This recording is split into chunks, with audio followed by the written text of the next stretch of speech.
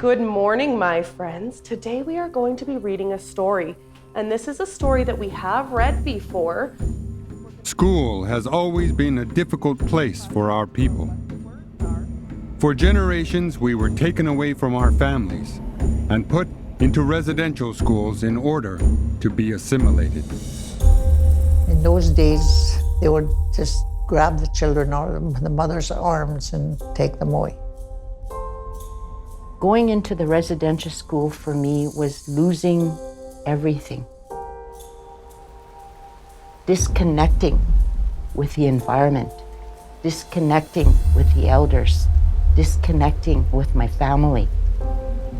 We were taught to be ashamed of who we were. We were physically, mentally, and sexually abused. They tried to kill the Indian in the child. I remember when my children were attending school, I myself would fear going into that institution. Anything that was institution, I would fear, I would hold back. My heart would pound. We've passed on a lot of that to our grown-up children. I'm a child of a survivor of residential school. You become emotionally, physically, spiritually numb. So my lifestyle with my children, I was just surviving. But with the education, it was like, I didn't care.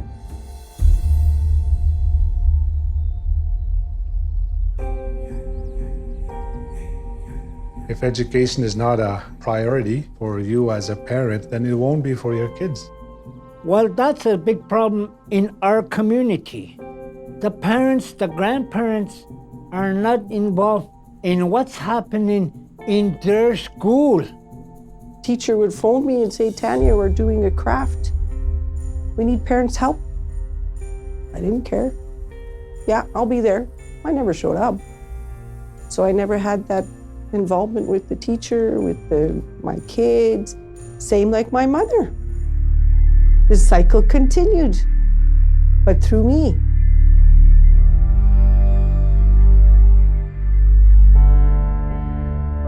I've been in residential school and I've been taught to be silent. I still see our people being silent. I still see a lot of our people that fear the authority of education. In residential school, children were taught that their culture was inferior and their language uncivilized. That shame has been passed on for generations and is still affecting our people today. They're embarrassed to talk their language. And we as young parents, our parents, were ashamed to teach them their language.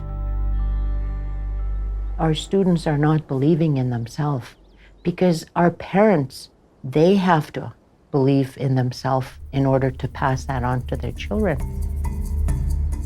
The problems facing our on-reserve education system go much further than the day-to-day struggles of our parents, grandparents, and children. Each of our on-reserve Treaty 8 schools are part of an entire education system created by the Government of Canada. This system was built without our input and run without our voice. In Alberta Treaty 8 territory, there are 24 reserves. 17 of those communities have band-operated schools. Down the highway from our band-operated schools are provincial schools. This is where most Albertan children receive their education. Provincial schools are funded by the Government of Alberta and are members of school boards. School boards are elected locally and accountable to the communities they serve. School boards help individual schools deal with things like policy, training, transportation, maintenance, technology, and special education. Having a local school board saves each provincial school time and money, and allows the principals staff, and teachers to do what they do best: teach the children. School boards receive authority to operate schools from the Government of Alberta's Ministry of Education. The ministry pays for provincial education, certifies teachers, and develops curriculum. Alberta was able to design and control provincial schools because of legislation called the School Act. Alberta created the School Act because of power granted to all Canadian provinces in the Canadian Constitution of 1867. This is the provincial education system in Alberta, a constitutional right provided to Canadian children by the Government of Canada. Now, imagine an education system with no legislation to outline how it operates. No ministry to make sure teachers are qualified, and no staff to create curriculum. No school boards to support schools, and no process to make policy. This is our band-operated school system in Alberta Treaty 8 territory. Right off the get-go, it is set for failure with very minimal amount of funding. And the poor kid, on the other hand, is the one that's being suffered because his or her education is being not fulfilled. It's not fair to our babies, our kids.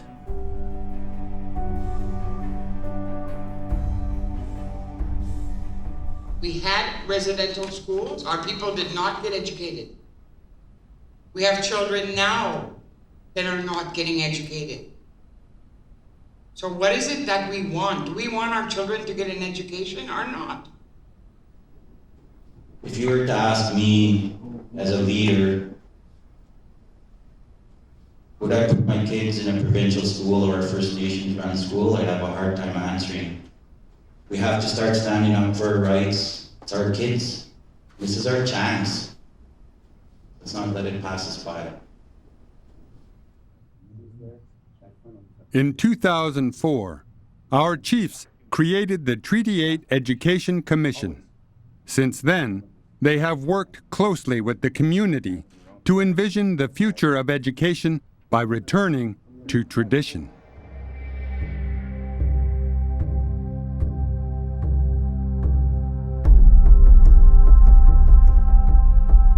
When a child is born, that's when education starts for that child.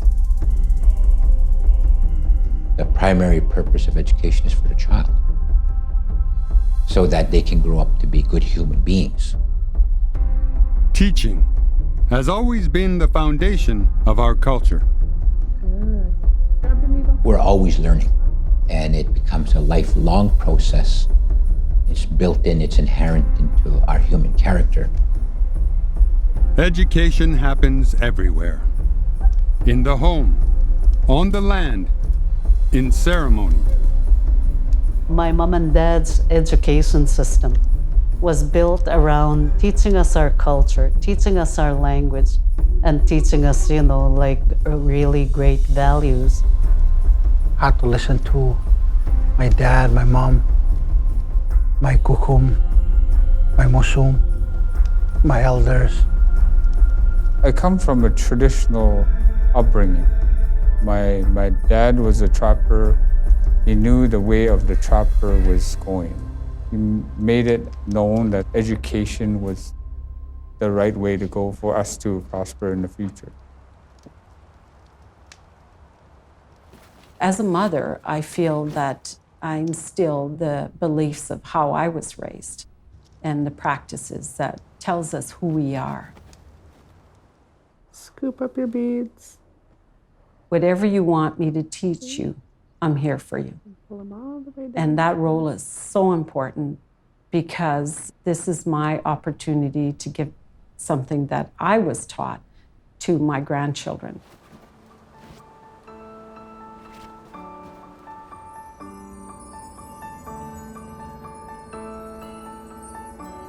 As family and community members, we are all teachers to the children. We're going to do some moose calling. We're going to call for a cow, so we're going to use a bull call, okay?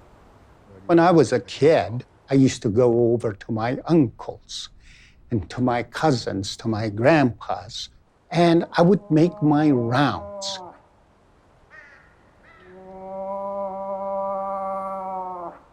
Every place that I went to, whether it was my uncles, whether it was my aunts, whether it was my grandparents, I got lessons. I was taught things.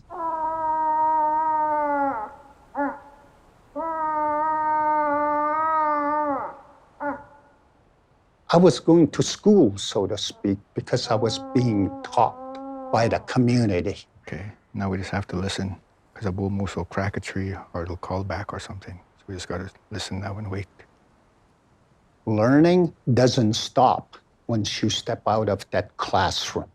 In fact, it just begins. How many poles are in the teepee? Children like to ask questions. You take the time to answer those questions. And I think that's important because that's how they're going to learn. So we're teaching right there. There's probably 12 because they relate to the teachings that we had a long time ago. Just being outside, going for a walk and talking, it makes a big difference for that child. And once you have that bond and that connection, they know themselves, they know somebody's there for them. And it's so important because they do better in school. Their life changes as a whole, knowing that somebody loves them.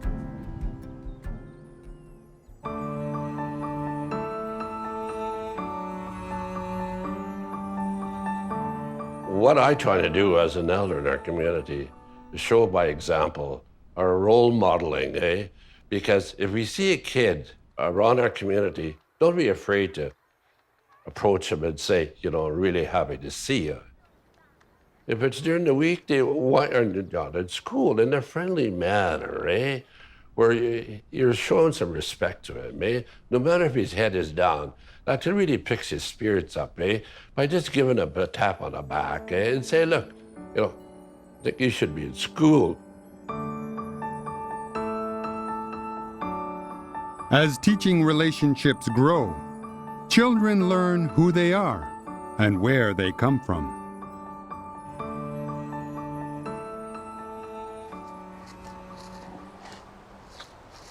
Well, the role I played was not only as a provider for my wife and kids, but also a protector. To me, is to make sure my kids are safe, to make sure that I gave them a roof over their head, food on the table, and an education. I had to keep working in order to be able to provide their clothing, their food, their shelter, and some of their leisure activities. Those were my responsibilities. Our dad was basically, hey, you can do it, right? He'll show you how to do stuff, and then he'll say, well, do what I did. And the best way to learn stuff is to try it. That's what his words were in Cree all the time. So you excited to start school today, Michael?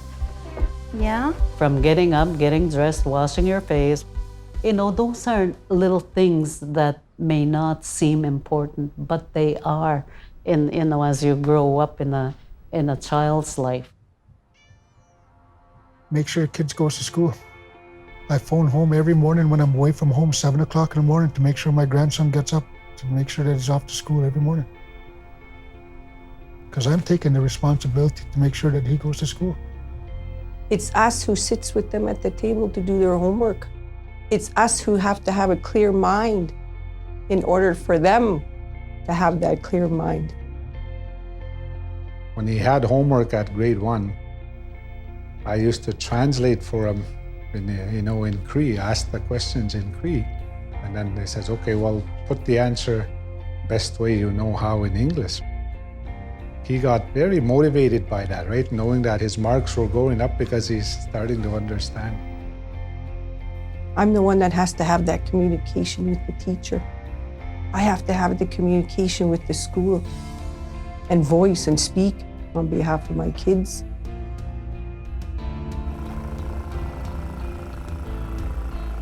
You know, we ask him, how was school today? What did you learn? Then he talks about his day. And it takes the pressure off of him for any struggles that he might have. If he has a concert or a graduation, we go. They just had an awards a couple of weeks ago before school was out. My husband made sure that he was there when he received his award. So we support him in that way where we think it's wonderful that he goes to school, and we talk about it, and we're very proud of it. As I get older, I'm realizing I'm not going to be here forever. And I need to leave what I've accomplished and what I've attained. I can't take that with me. And so if I want what I have to continue, I need to pass it on.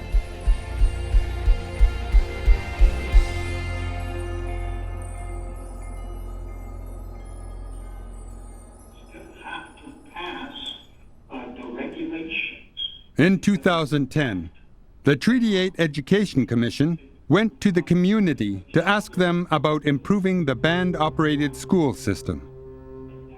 The answer was to regain community control by creating a traditional governance system. They wanted something that reflected our traditional views and our values based on relationships. The new Treaty 8 education governance model is now guided by a community-based board called Oni Kanapoik, a Cree term for leadership. It's the grassroots people that will move our community up. Each of our 24 First Nations will select one representative to serve on Oni Kanapoik. This system ensures that authority over education stays with each nation and that decisions are made locally. Community has to be involved in everything. They have to voice their opinion. Your child is in that school, you speak for your child. Board members have a responsibility to consult with a number of community advisory councils, including administrators, the Chiefs Committee on Education, Women, Youth, and Elders. Oni Kanapoik will also work with the Treaty 8 Chiefs and their executive board. They will also guide education administration staff to deliver support services to schools and children, including the development of curriculum with an emphasis on language and culture. Other services include student assessments and special education, as well as information technology, communication, transportation, maintenance, human resources, finance, post-secondary, and Head Start. Based in the community, this new system ensures local control and decision-making, while enjoying the cost savings and professional expertise that comes with 24 First Nations working together for the future of our children. We have to stand behind our leaders to push them forward, for them to work for us. Our Treaty 8 education system has evolved from individual schools operating with little support to a traditional governance system that fulfills the complex requirements of modern education by working within our culture, philosophy, and spirituality. We want stability in our band-operated schools. We need more of our own culture, like being taught in our schools. I want change in the curriculum because we need to have our native culture. We need to have our native spirituality for them to never forget who they are and where they come from. We need to include our own cultures, our own values, and our own language. And without language and without culture, I don't think I should be calling myself Dene.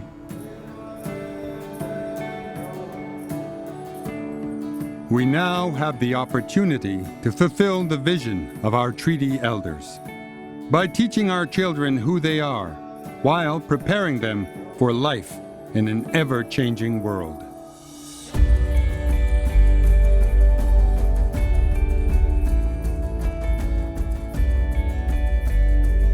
Once they're able to know who and where they've come from, then the Western education is going to be a piece of cake for them. They're going to be able to challenge it. They're going to be that strong person because they're going to know the two worlds. We're going to build our home, and we need everyone, from the little people to the old people and everyone in between, men and women, to build that home. I go back to long ago because a lot of elders tell me like how it was back in the day and what was the role of a mother. Well, we took care of our teepee. We took care of our home. We fed our children. We taught them right from wrong. So now it's like, here I am. I'm in my teepee. I'm so happy you came today.